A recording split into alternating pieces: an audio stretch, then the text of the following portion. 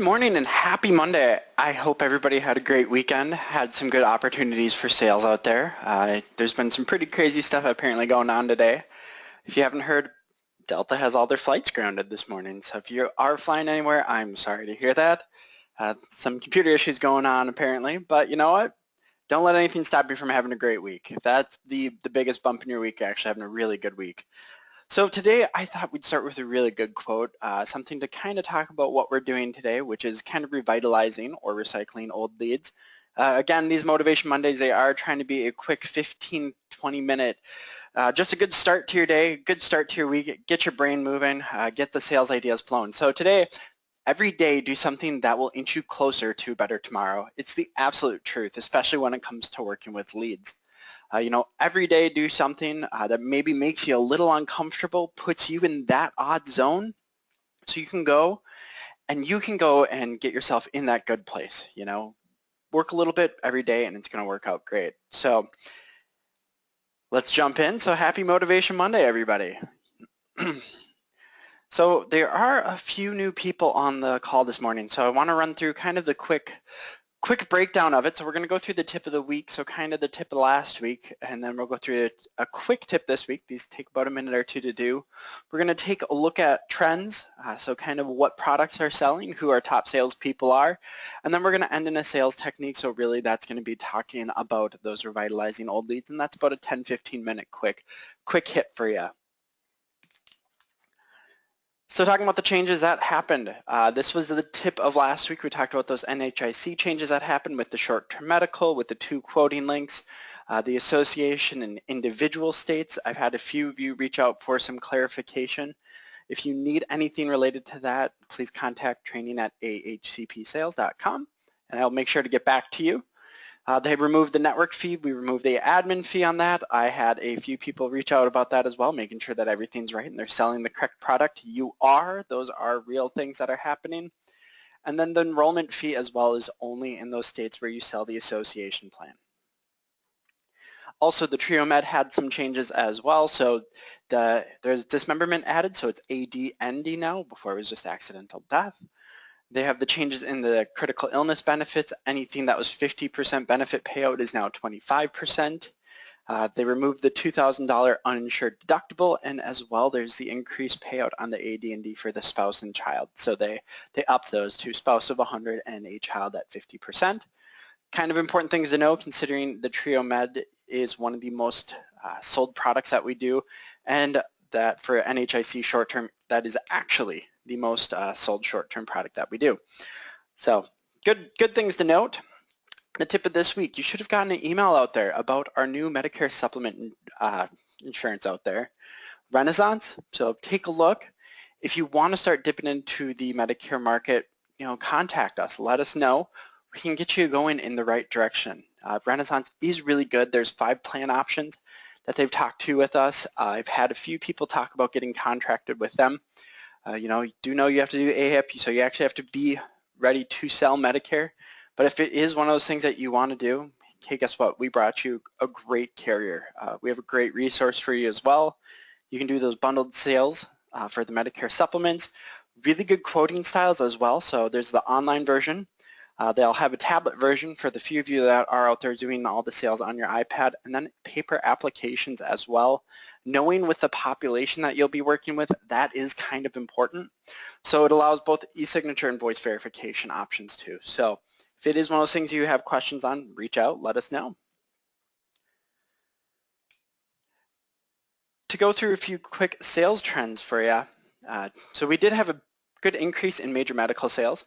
Aetna was this week's top sales carrier. As far as it goes as well, with the short-term medical, we had a huge increase in short-term sales, almost a 10% increase. We were running at probably one of our highest rates, and somehow as a group, we beat it by 10%.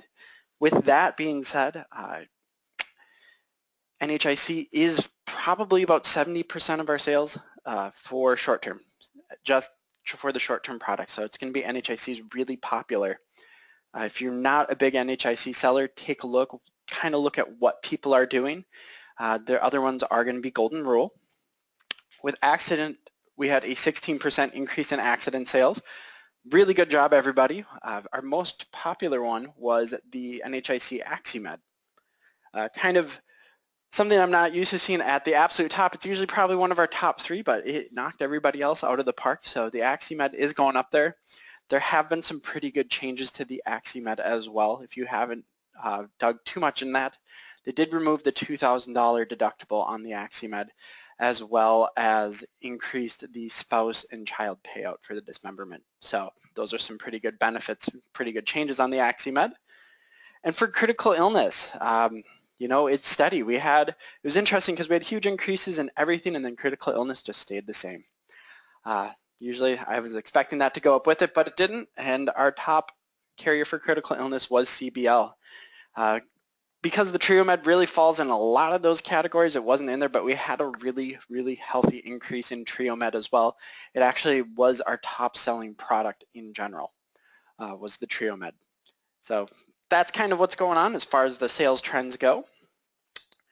Let's take a look at some shout outs for the week. So we had Victor Kravchinsky in the lead with his Starmount Dental sales. So those kind of single-handedly, if you're not doing the Starmount Dental, take a look. Kind of put him above everybody else. We had Brian Jarvitz with the NHIC short term, knocked it out of the park. Nobody could really touch him there. We had Jacob Gordon with the Golden Rule short term, and Michael Taxer with the accident and short term medical. So kind of a leader there with the AHCP and the short term through NHIC. So this is probably the 3rd or 4th week in a row that those same 4 names have been read there. So kind of aim for them. Take a look at what they're doing. If you have questions on what their sales process is, what products they're selling, reach out. Let us know. We are more than happy to, kind of share the knowledge. If you guys are winning, we're winning. Kind of the idea that we're this whole big, kind of AHCP family where we're trying to make sure everybody is as successful as possible. So keeping this moving, keeping things pretty short, we're going to talk now about 10-15 minutes here on reviving old leads. So really reviving old leads, it's very important. I know as agents, we hate working our old leads, but honestly, you're just leaving money at the table for not working them. When I used to do sales agents a few years ago, I absolutely hated working my old leads. It was something that I dreaded. I didn't want to do it, but when I started working it, I wound up getting a lot of sales in it. There's a lot of opportunity that we're missing. If you've been in the health industry for probably more than 3 months, you probably have quite a few leads that you've either not closed or even never contacted. You've paid for these. You've tried them your usual lead strategy. For some reason, you quit on them.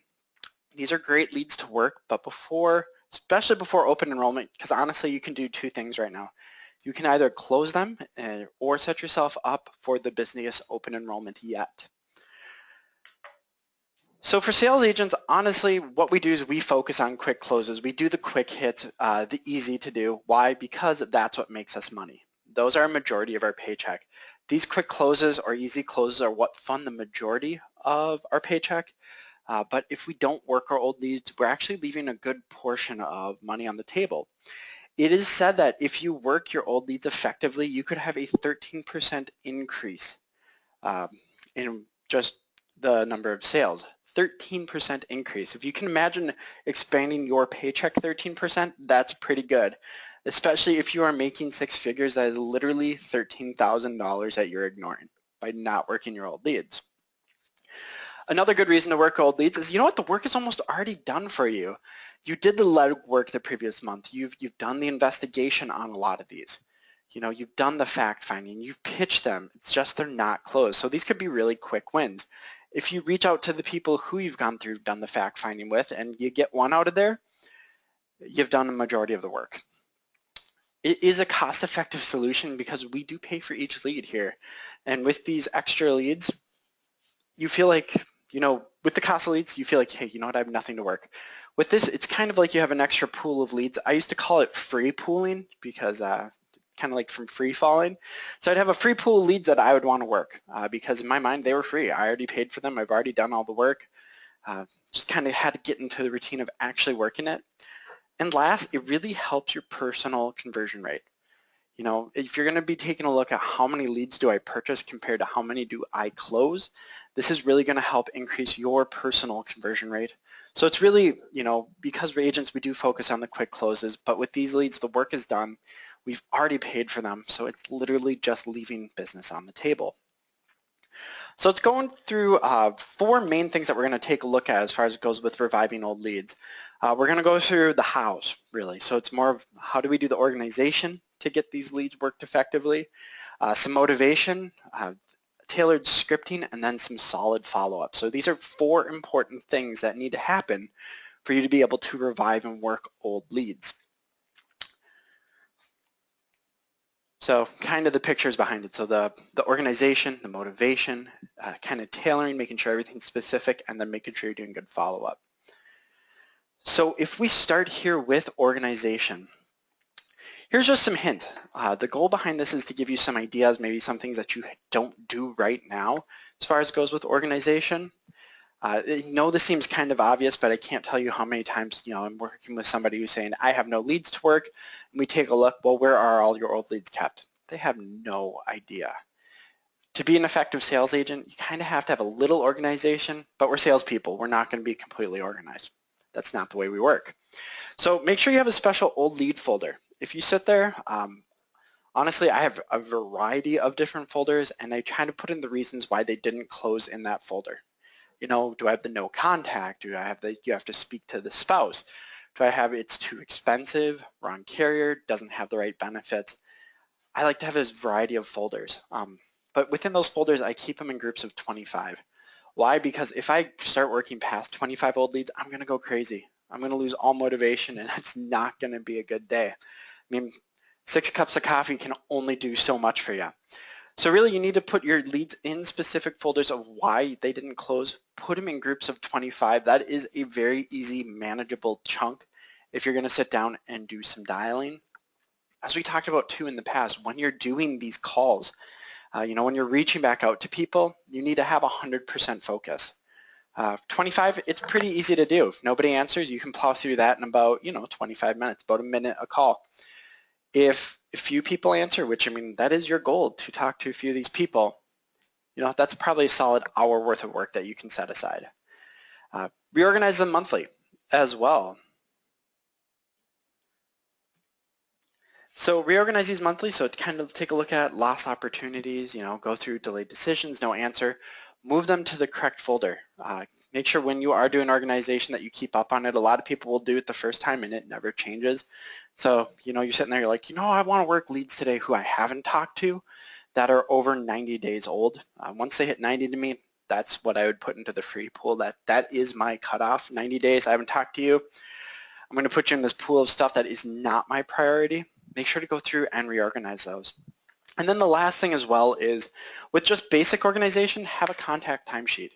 I would go through and I would mark every time that I would talk to somebody and what times they were. So with my free pool leads or these old leads, they're worked differently. They're not the usual consumer. They're not the people you normally talk to. The times that they work are going to be different than most of your other people. I found out that I had 1 o'clock and 7 o'clock at night were my best 2 times to work my old leads. Don't ask why, but that is what worked for me. So keep that in mind.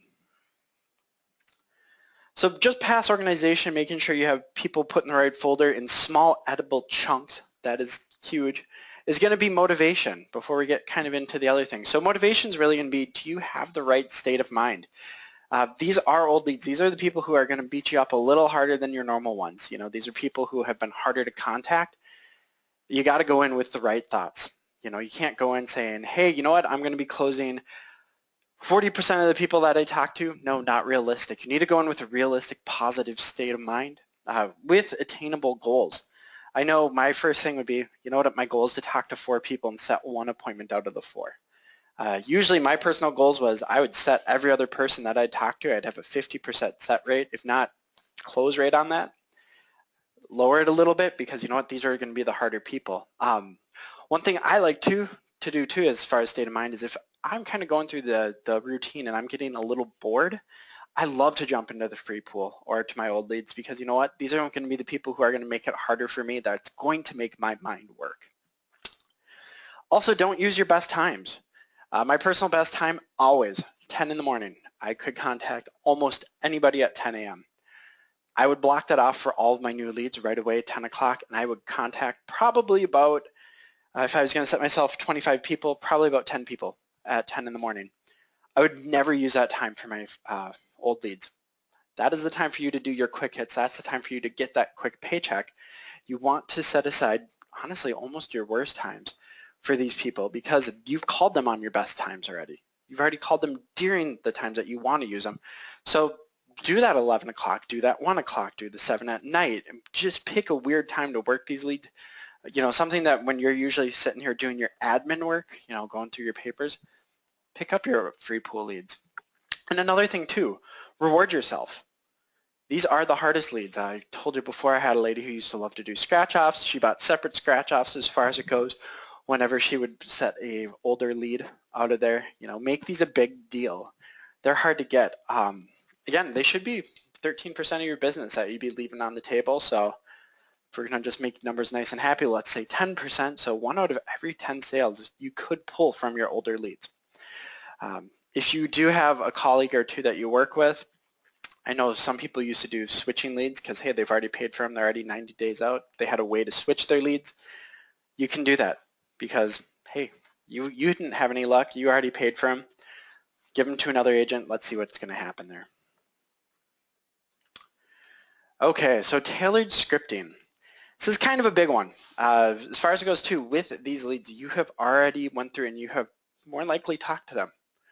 You need to kind of change your sales approach. If they are going to be out of that folder of people who you have talked to before, you need to start with that.